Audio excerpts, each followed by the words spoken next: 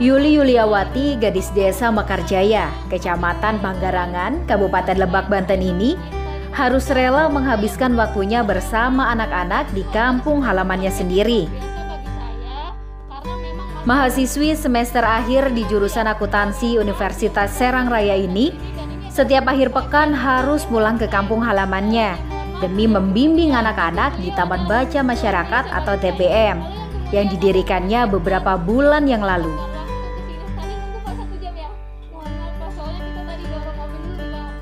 Perbedaan orang kampung dan orang kota. Kita punya pola pikir, mereka punya pola pikir. Yang membedakan hanyalah bagaimana caranya mereka menggunakan pola pikir mereka. Wanita inspiratif, kata itu yang mungkin pantas disematkan. Bagaimana tidak? Lokasi Taman Baca yang didirikannya itu perjalanannya cukup menantang dan memacu adrenalin. Setiap ia akan menuju lokasi dari rumahnya di Kampung Ciajen menuju Kampung Pasiranggap harus menempuh perjalanan sekitar 3 km dengan perjalanan yang terjal, menanjak dan turun, penuh perjuangan.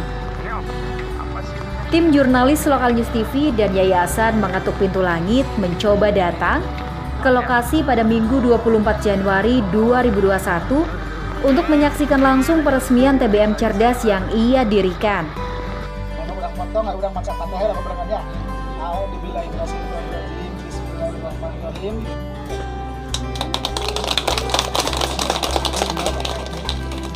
Bersama Musa Weliansa, anggota DPRD fraksi P3 Kabupaten Lebak, kami menyusuri jalan menuju lokasi TBM. Kepedulian Yuli terhadap kampung halamannya termotivasi dari kondisi pendidikan yang dilema di masa pandemi COVID-19 ini. Lantaran mereka tidak dapat belajar tatap muka di sekolahnya masing-masing. Ia berinisiatif bersama masyarakat untuk mendirikan TBM dan mengumpulkan anak-anak untuk ia bimbing membaca dan menulis di TBM-nya. Kita ketahui belajar daring tidak semua masyarakat mempunyai teknologi canggih seperti handphone. Sebelumnya ia juga sudah mendirikan TBM cerdas pada 19 April 2020 tahun lalu di Kampung Cicalung, Desa Mekarjaya, Kecamatan Panggarangan, Kabupaten Lebak. Yayasan Pintu Langit dan media lokalnews.go.id ya. Ya, hari ini adalah peresmian Saum Taman Baca Cerdas dan alhamdulillah dihadiri oleh anggota DPRD Kabupaten Lebak, Bapak Musa Weliansa dan Sekretaris Camat yang sudah menyempatkan hadir di kegiatan ini. Mudah-mudahan bisa berjalan dengan lancar dan masyarakat juga bisa menjaga saung ini. Semuanya total anak-anak ada 50 orang. Saya termotivasi karena pertama kan sekarang masa COVID-19, lalu kemudian anak-anaknya kan di rumah tidak ada kegiatan. Saya mencoba membuat gagasan baru untuk adanya Taman Baca Cerdas ini.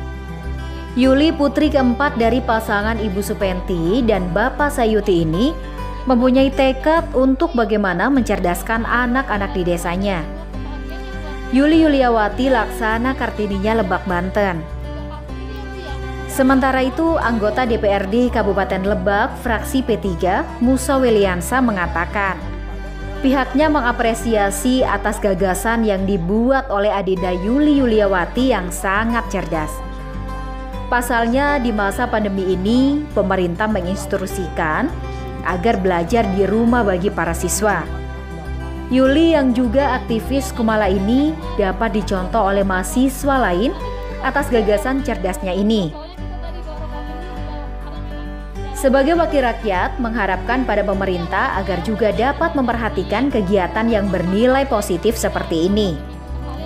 Tidak saja di Kecamatan Panggarangan, kegiatan seperti ini juga agar dapat didorong pada kecamatan yang lain di Kabupaten Lebak.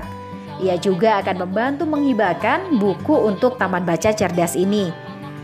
Pertama, saya sangat mengapresiasi sekali adanya sosok pemudi yang memang cerdas. Menurut saya Teh Yuli ini sangat cerdas di masa pandemi COVID-19 ketika memang belajar disarankan oleh pemerintah belajar di rumah. Beliau menggagas Taman Baca Cerdas yang mana ini sangat efektif bagi adik-adik kita, terutama untuk usia di bawah 10 tahun ya, yang saat ini sedang belajar di rumah.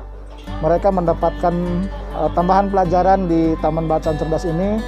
Mereka bisa membaca buku, yang mana buku tersebut juga hampir sama dengan kegiatan belajar di sekolah, dan ini perlu dijadikan contoh mungkin untuk pemuda-pemudi yang lain, terutama para mahasiswa.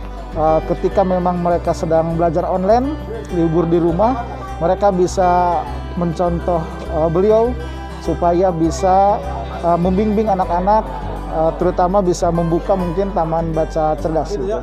Saya akan berusaha, terutama dari fraksi P3, kita akan mencoba membantu. Ya, saya sendiri pun, kita dari fraksi P3 pun akan, insya Allah akan menghibahkan buku untuk taman baca cerdas yang ada di kampung ini. Dan saya pun akan menyampaikan, mudah-mudahan pemerintah bisa membantu dan menggagas ini bukan hanya di sini tapi di daerah-daerah lain, terutama di pelosok desa di Kabupaten Lebak gitu. Kalau untuk jalan desa sudah saya sampaikan tadi bahwa ada Permendagri nomor 9 tahun 2019 bahwa kewenangan pemerintah daerah kabupaten itu hanya jalan kabupaten atau lintas kabupaten. Namun demikian kami di DPRD mendorong tetap mengalokasi anggaran, yaitu di pemerintahan desa di BPMPD, jadi bukan di PUPR, nanti ranahnya Komisi 1. Namun ada anggota praksi juga yang di Komisi 1, kita akan menyampaikan dan akan mendorong agar pelaksanaan pembangunan terutama infrastruktur mengedepankan asas keadilan dan skala prioritas. Kalau saya lihat di sini harus diprioritaskan, karena kenapa? Jarak tempuhnya saja berkilo-kilo ya, dari sini ke kantor desa saja sudah sangat memprihatinkan, dan jumlah penduduknya pun sangat padat, ada 400 lebih. Kalau dengan adik-adiknya mungkin hampir 500 penduduk di sini yang harus menjadi perhatian pemerintah daerah. Ya, kita dengan eksekutif ini kerjasama dalam pembahasan anggaran, kita selalu koordinasi. Makanya saya tadi sampaikan ke Pak Sekmat supaya ruas jalan ini masih dulu disimral. Gitu. Pada saat musrenbang di desa, musdes, musyawarah tingkat desa diusulkan, kemudian di musyawarah tingkat kecamatan, musrenbang tingkat kecamatan ya, diusulkan nanti supaya diperjuangkan di musrenbang kabupaten. Nah, kalau sudah masuk ke simral dan itu hasil musrenbang, insya Allah menjadi skala prioritas. Tapi kalau ini belum masuk ke simral, tidak dibahas di musrenbang, maka sulit untuk kita untuk mengalokasikan anggaran pembangunannya. Dari Lebak, Banten, jurnalis Lokal News TV Hasidi mengabarkan.